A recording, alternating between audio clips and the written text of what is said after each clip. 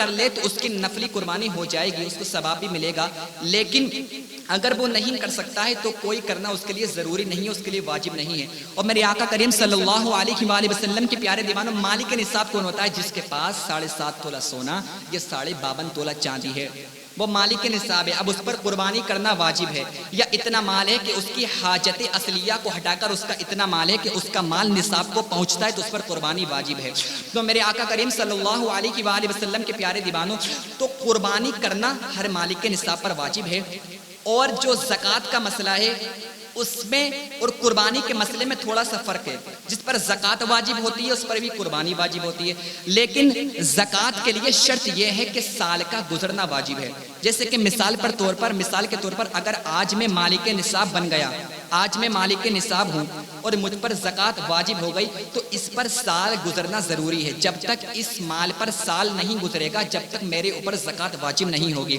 لیکن میرے آقا کریم صلی اللہ علیہ وآلہ وسلم کے پیارے دیوانوں، قربانی کا مطلب یہ ہے کہ اگر ایام قربانی کے کسی بھی دن 10ویں ذی الحجہ یا 11ویں ذی الحجہ یا 12ویں ذی الحجہ، ان دنوں میں سے کسی بھی دن اگر وہ مالک نصاب ہو جاتا ہے، اتنا پیسہ اس کے پاس آ جاتا ہے کہ وہ نصاب کو پہنچ جاتا ہے، تو اس کے اوپر قربانی واجب ہے، اگرچہ وہ 12ویں ذی الحجہ کے عصر کے ٹائم میں مالک نصاب کیوں نہ ہو، اس پر قربانی واجب ہے۔ اور میرے آقا کریم صلی اللہ علیہ وآلہ وسلم کے پیارے دیوانوں، اور آپ قربانی ان تینوں دنوں میں سے کسی دن بھی کر سکتے ہیں۔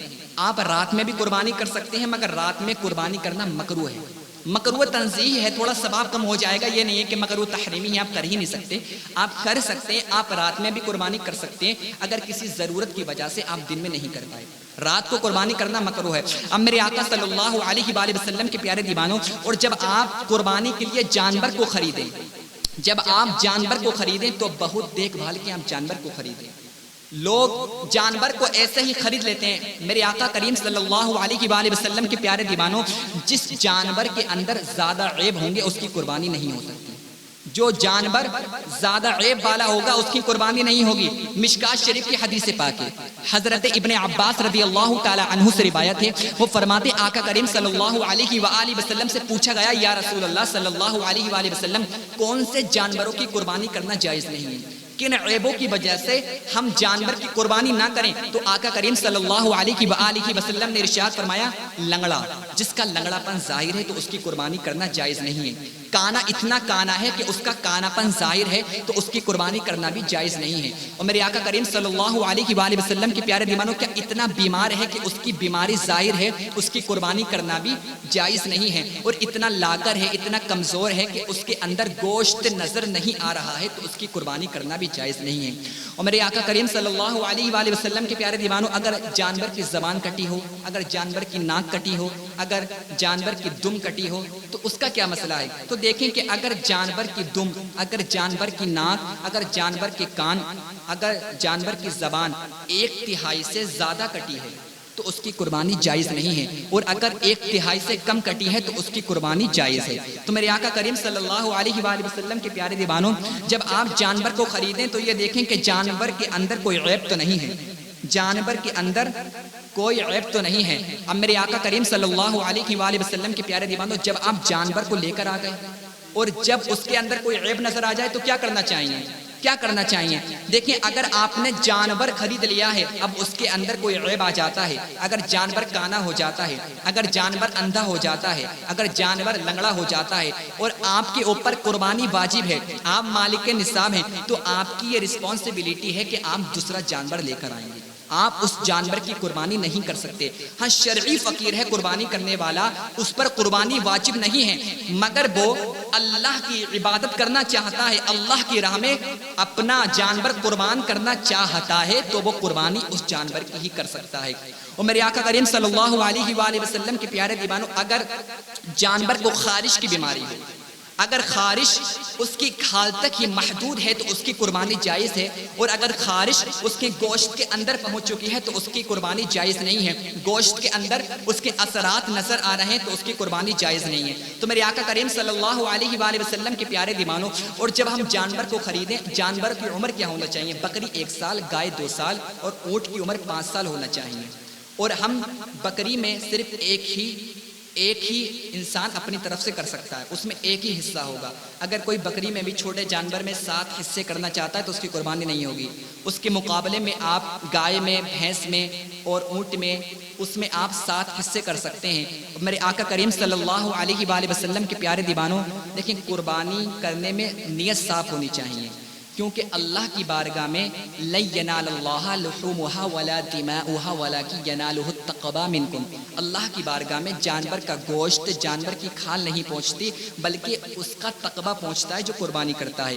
تو میرے آقا کریم صلی اللہ علیہ وآلہ وسلم کے پیارے دیوانوں، جن ہم 7 افراد کو اپنے جانور میں شریک کریں تو ان 7 افرادوں کو یہ پہلے ہی بتا دیں کہ ہم قربانی کر رہے ہیں، ہم اپنی نیت صاف رکھیں گے۔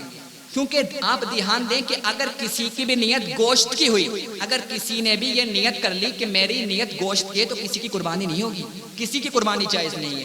تو جب آپ 7 افرادوں کو اکٹھا کریں تو 7 کی نیت پاک ہونا چاہیے۔ انما الاعمال بالنیات، اعمال کا دار و مدار نیتوں پر ہے۔ اب میرے آقا کریم صلی اللہ علیہ وآلہ وسلم کے پیارے دیوانوں، اور جانور زیادہ سے زیادہ مہنگا خریدیں۔